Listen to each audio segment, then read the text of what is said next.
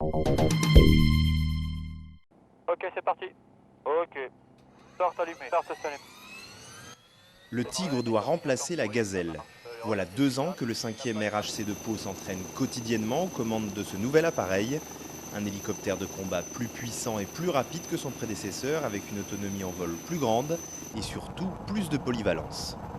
C'est un système d'armes complet, c'est-à-dire qu'avec un seul appareil, on arrive à réunir 3 appareils différents, enfin 3 gazelles différentes. On a d'abord le canon 30 mm sous tourelle, on a un viseur d'observation thermique et une caméra d'observation.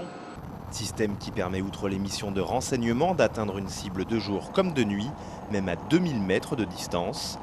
2 personnes sont à bord du Tigre, le pilote et le commandant de bord à l'arrière, en charge de la mission et du tir, un duo qui demande une bonne cohésion. C'est un mûrissement ici pour amener l'équipage, à une parfaite symbiose et à la connaissance de son pilote, et deux, à la gestion complète d'un environnement beaucoup plus complexe que ce qu'on voit en école, un environnement tactique avec des troupes au sol, des gens en l'air, un ennemi matérialisé ou non sur le terrain. Donc ce sont des phases de répétition très classiques qu'on fait ici. Outre l'entraînement lié au pilotage du Tigre, les hommes du 5e RHC ont également dû se préparer spécifiquement au théâtre afghan. Les conditions climatiques y sont extrêmes.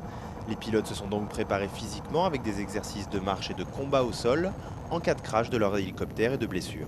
Nous nous attendons bien évidemment à faire face à la menace majeure pour l'instant sur ce théâtre pour les hélicoptères, à savoir les armes légères d'infanterie, puisqu'on a déjà un certain nombre d'hélicoptères qui se sont fait tirer dessus depuis 1 ou 2 ans.